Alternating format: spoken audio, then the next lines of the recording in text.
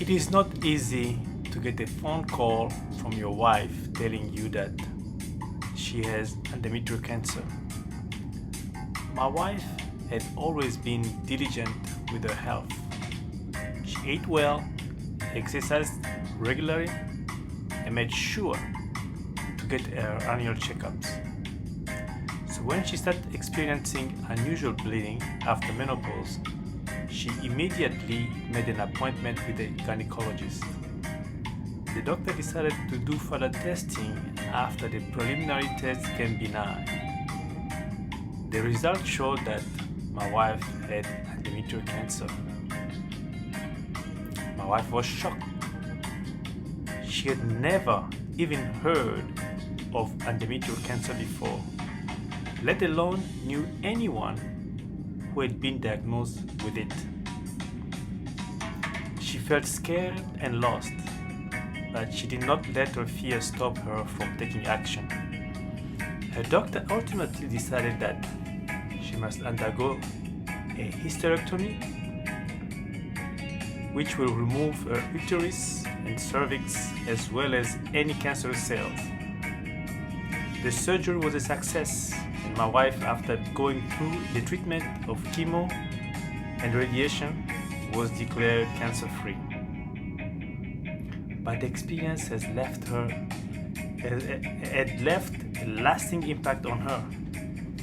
She realized how important it is to prioritize her health, even when everything seemed fine. And she became an advocate for women's health, encouraging others to get regular checkups and pay attention to their bodies. My wife's journey with endometrial cancer has been scary and difficult, but it had also taught her valuable lessons.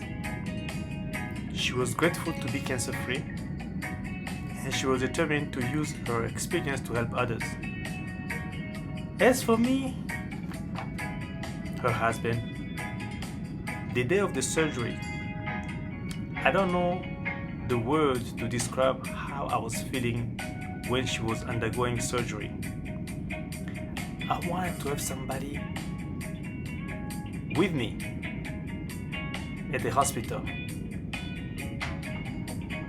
I was alone and was looking for somebody to pray with me. After calling many people, I found help in Niger. I called the bishop who prayed with me, stayed with me on the phone for a long time, encouraged me and gave me comfort. When I went home, I did all I could to respond to my wife's needs.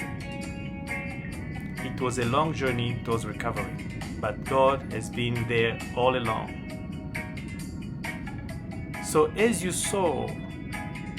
travel in this journey called life, and you get in the air and start to fly, just remember that when you get through a bumpy road, God's promise in Jeremiah 29:11 says, I know the thought I have of you, thought of peace and not evil, and to give you an expected end.